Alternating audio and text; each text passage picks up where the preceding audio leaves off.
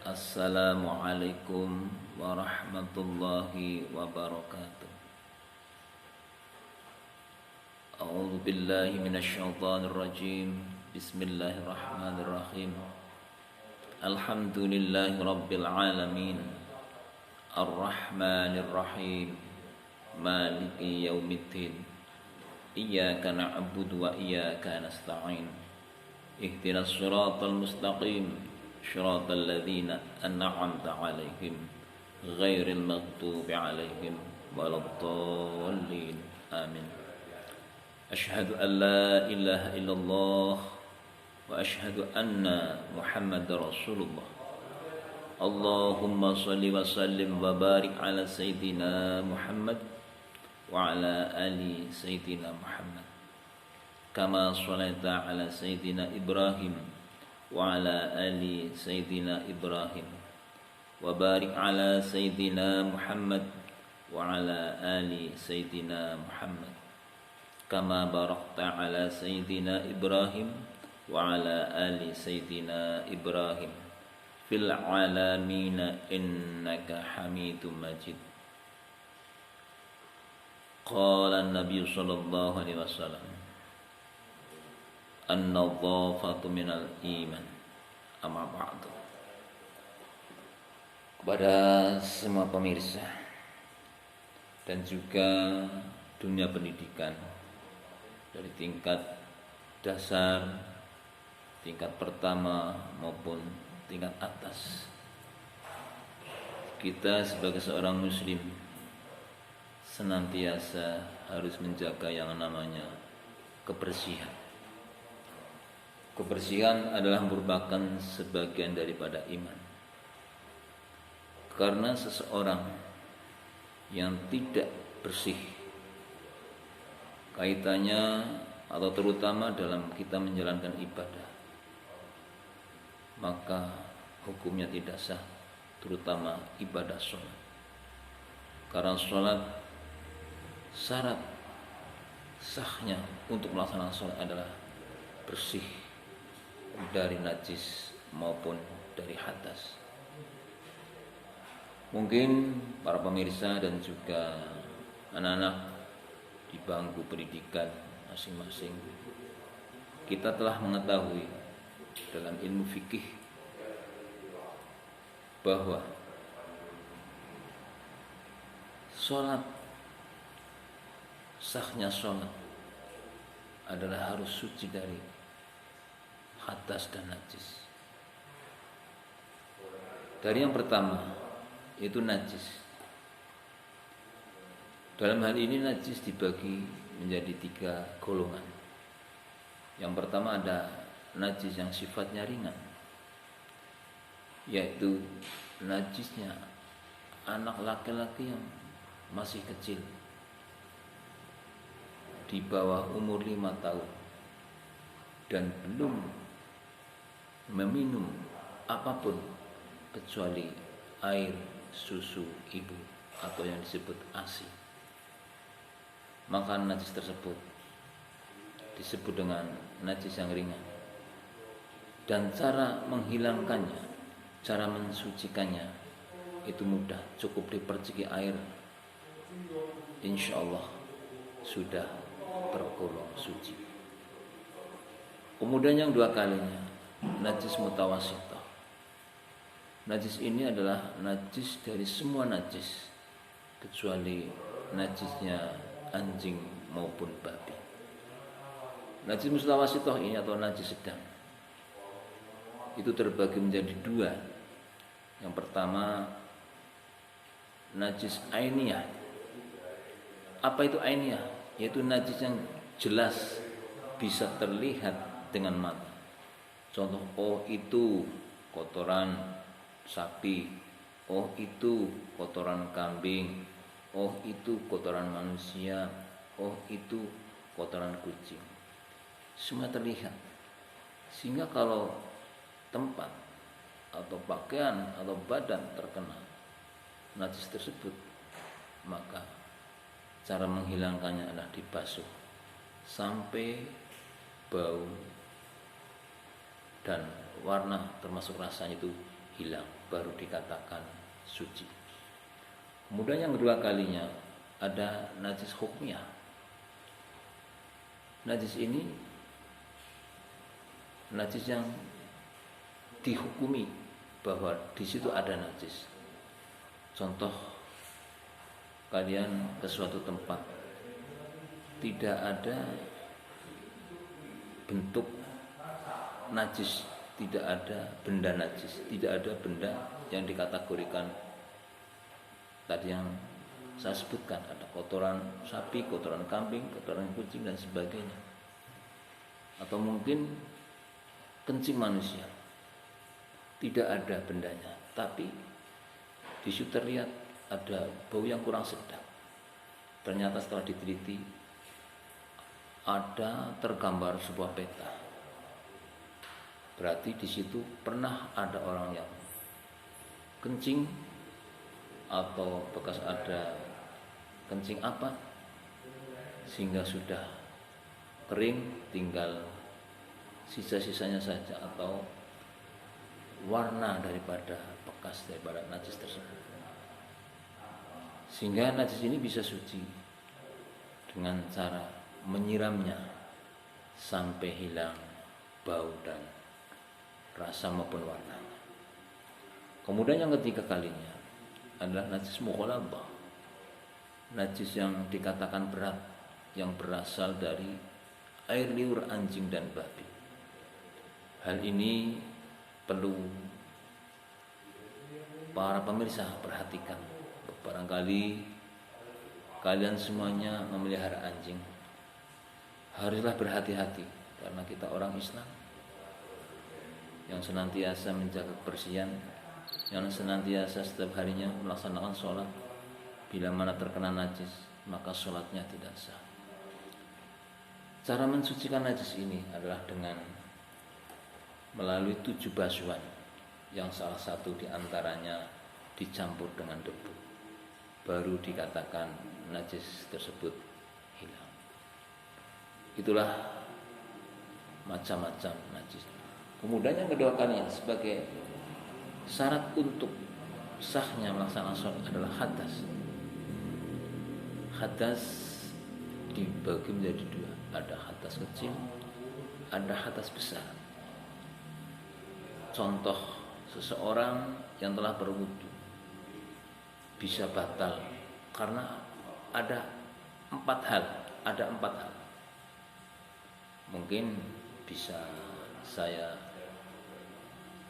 sampaikan satu persatu. Utawi batale wudu yaiku ana 4 perkara.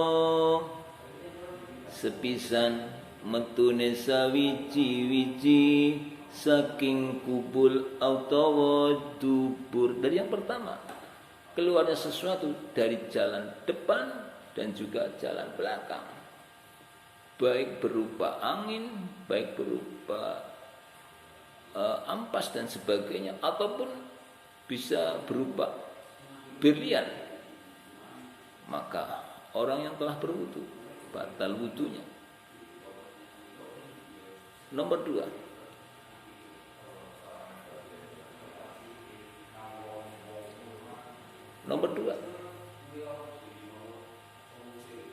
kapindone hilangnya kepinteran, hilangnya akal.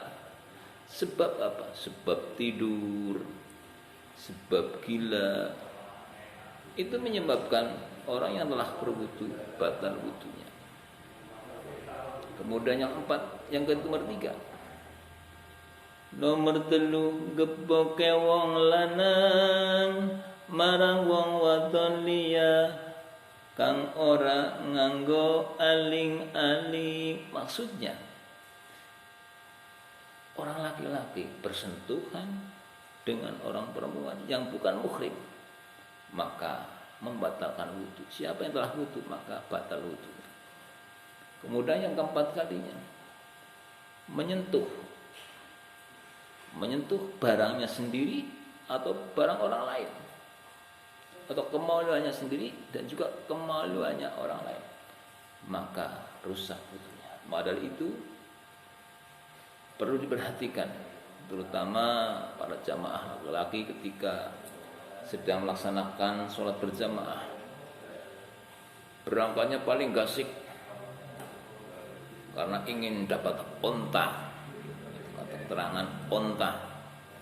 Tapi di depan begitu datang sebelah sholat tahiyatul masjid, dia ngantuknya sambil selonjor, kakinya di depan, kemudian bahkan sampai terjengkang.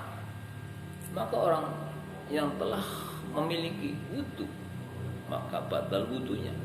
Bagaimana? Ya harus wudu, karena itu batal wudunya. Berarti hilang akal sampai terkejut dan sebagainya.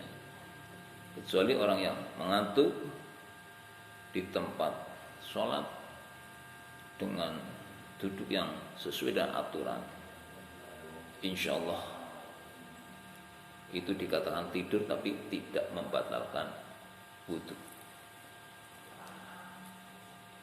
Itu yang perlu pemirsa dan anak-anak perhatikan,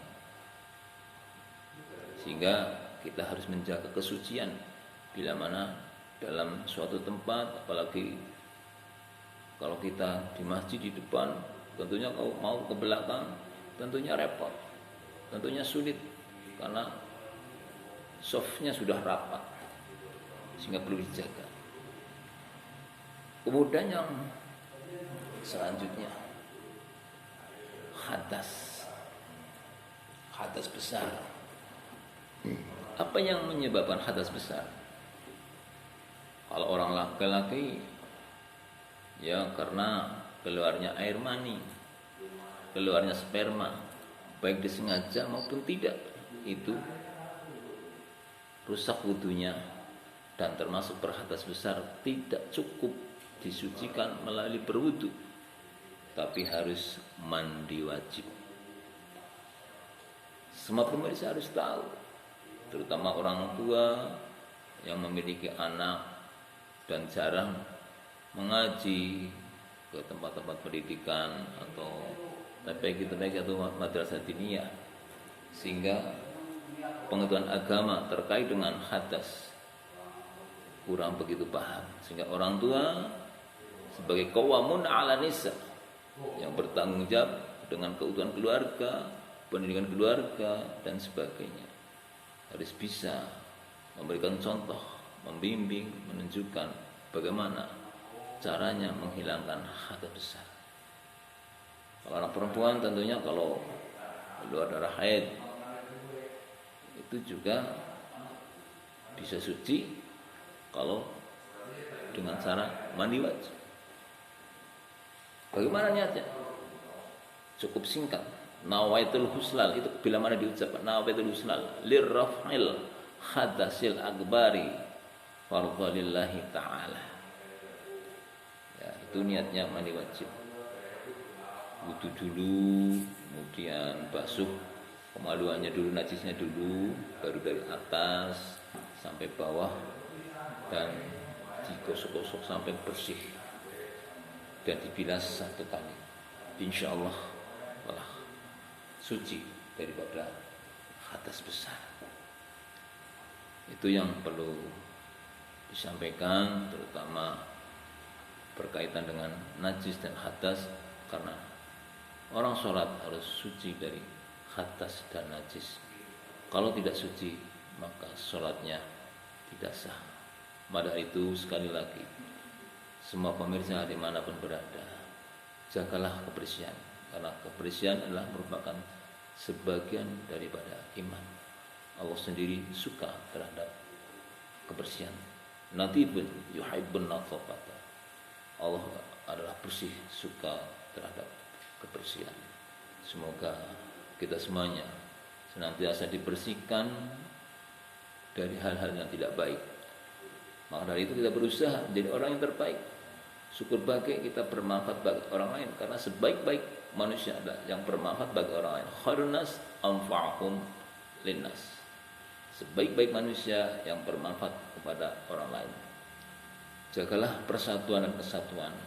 Pertama di dalam lingkungan keluarga, lingkungan masyarakat atau lingkungan umum bisa desa, negara dan sebagainya. Karena Allah Ta'ala telah berfirman, lita'arafu, untuk saling kenal mengenal. Yang tidak kenal saja suruh kenal, apalagi yang sudah jelas itu keluarga, itu tetangga. Maka harus kita jalin persatuan. Ukhuwah Islamiyahnya harus kita ikat benar-benar. Karena yang namanya berbuat kesalahan kepada orang atau menyakiti orang lain, sekali menyakiti, walaupun sudah minta maaf beribu-ribu maaf, tapi tetap masih ada terasa sakit di dalam hatinya. Kapan hilang? Kalau sudah mati. Astagfirullahaladzim. Astagfirullahaladzim. Kiranya itu saja yang bisa saya sampaikan. Sebelum saya salam, marilah kita bersama-sama membaca sholawat tibil qulub, yaitu sholawat untuk menenangkan hati. Mari kita bersama-sama membaca sholawat tibil. Allahumma salli ala sayyidina Muhammadin tibil qulubi wa dawaiha wa afiyatil abdani wa shifaiha wa nuril absari wa diyaiha wa ala alihi wa sahbihi wa salim. Sekali lagi, Allahumma salli ala sayyidina Muhammadin tibil qulubi wa dawaiha wa afiyatil abdani wa shifaiha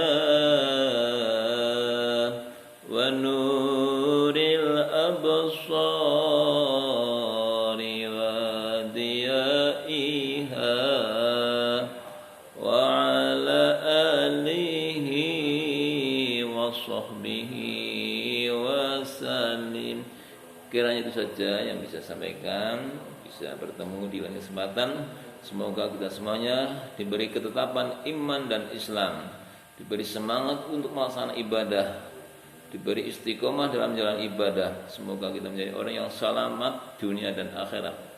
Amin. Allahumma amin. Rabbighfir warham wa anta khairur rahimin. Wassalamualaikum warahmatullahi wabarakatuh.